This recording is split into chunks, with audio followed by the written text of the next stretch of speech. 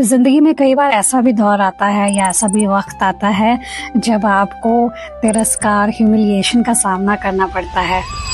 कई बार अनजाने लोग ह्यूमिलिएट कर जाते हैं आपको, लेकिन जब वो ह्यूमिलिएशन आपको अपने सगों से या जिनसे आपको उम्मीद होती है कि ये कभी मुझे ह्यूमिलिएट नहीं करेगा, उनसे आपको तिरस्कार जब मिलता है तो आपको बहुत बड़ी चोट लगती है। राहु अष्टम भाव में यानी 8th हाउस में बैठ के ये सब कुछ एक बार तो जीवन में आपको जरूर दिखाता है। Humiliation, addiction. अगर आपको किसी प्रकार का एडिक्शन नहीं है तो वो किसी न किसी तरीके से आपको ट्रबल तो देगा, चाहे वो इन लॉ से ट्रबल दे, क्योंकि 8वां घर इन लॉस का भी होता है। मैं बार बार 8th हाउस के रिलेटेड अलग अलग प्लैनेट्स को रख के वीडियोस बनाती हूँ, क्योंकि 8th हाउस को जब आप समझ जाओगे और कौन से प्लैनेट्स वहाँ बैठ के क्या कर सकते हैं, तो काफी हद तक उसको रिजॉल्व करने के लिए आप खुद ही कुछ ऐसे काम जो डेली रूटीन में हम कर सकते हैं वो कर लोगे, जिससे आपकी लाइफ में बहुत ज्यादा तकलीफ नहीं होगी। जब भी अष्टम की दशा आएगी तो आपकी वो दशा बहुत ज्यादा पीड़ा वाली नहीं होगी। राहु की ना सिर्फ एक फिलॉसफी है, जिस भी घर में बैठता है उस घर से आपको ऑब्सेस्ड कर देता है। आपको कोशिश करनी है कि उस घर की चीजों से ऑब्सेशन छोड़ना है जहाँ आपका राहु बैठा है। जैसे अगर अष्टम में राहु बैठा है तो आपको अज्ञात चीजों से ऑब्सेशन देगा। यहाँ एक प्लस पॉइंट ये जुड़ता है कि अगर आप 8th हाउस की चीजों में चले जाते हो, जो कि अब 8th हाउस की चीजें तो बहुत सारी हैं, रहस्य की दुनिया है अष्टम हाउस, तो रहस्य में तो अल्कोहल, एडिक्शन, ड्रग्स और कुछ ऐसी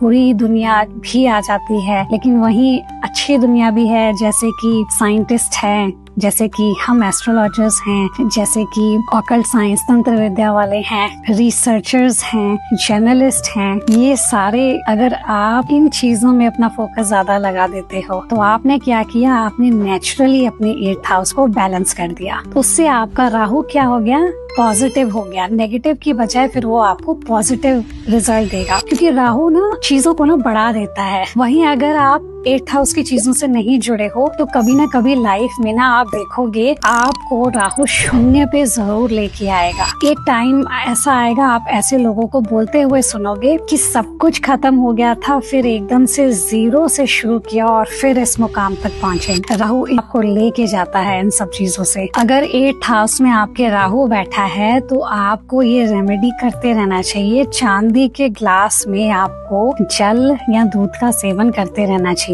कंडीशंस अप्लाइड, आपके 6th हाउस में चंद्रमा नहीं होना चाहिए। अगर आपके 6th हाउस में चंद्रमा है तो फिर आपको ये उपाय नहीं करना है। राहु की जब भी दशा आएगी आप देखोगे कि राहु भ्रमित कर देता है। कई बार छोटी छोटी चीजें राहु की दशा में आपको इतनी बड़ी पहाड़ जैसी लगेंगी। छोटी सी प्रॉब्लम आएगी और आपको लगेगा ये बहुत ज्यादा बड़ी प्रॉब्लम है। राहु की दशा में जब आपके रोमांस होते हैं, अफेयर्स होते हैं, या फिर आपकी शादी भी हो जाती है, कई बार वही इंसान बहुत ही ज्यादा सही लगता है, लेकिन और कई बार दशा हटने के बाद वो इंसान बिल्कुल ही ऑपोजिट आपको फील होता है कि जैसा आपने सोचा था, जैसा आपको लग रहा था, वैसा वो इंसान है ही नहीं। Again terms and conditions apply होती है। सबको ये चीजें देखने को नहीं मिलती हैं, क्योंकि बहुत सारे और ग्रह कहाँ बैठे हैं, उनकी दृष्टि कहाँ है, वो सब भी देखनी जरूरी होती है। लेकिन मोटा मोटा जब भी राहु की दशा आती है ये चीजें देखने को मिल जाती हैं। शनि राहु जब एक साथ होते हैं, चाहे महादशा अंतरदशा साथ साथ चल रहे होते हैं, तब आपको काफी ज्यादा एंजाइटी, डिप्रेशन,